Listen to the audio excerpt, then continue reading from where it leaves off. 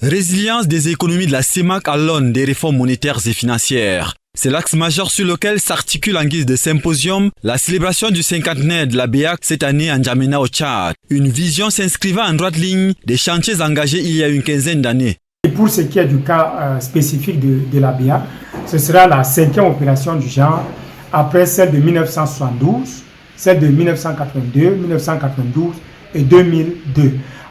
Maintenant, celle de 2022, c'est un peu joindre l'utile à l'agréable en raison du cinquantenaire. Pour ces demi-siècles d'existence, la BEAC ambitionne de remettre au goût du jour la question de l'indépendance et garantir l'efficacité de la politique monétaire. À ce propos, l'implémentation prochaine des nouveaux billets en est une illustration patente. Les enjeux sont indéniables.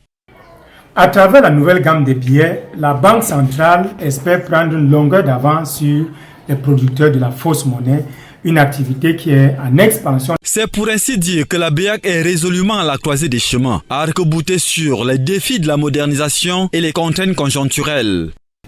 D'une manière générale, il s'agit de renforcer la lutte contre le blanchiment d'argent et, dans une certaine mesure, le financement du terrorisme. Au demeurant, l'espoir est cependant que cette institution bancaire sous-régionale soit davantage accessible aux professionnels du monde de la finance.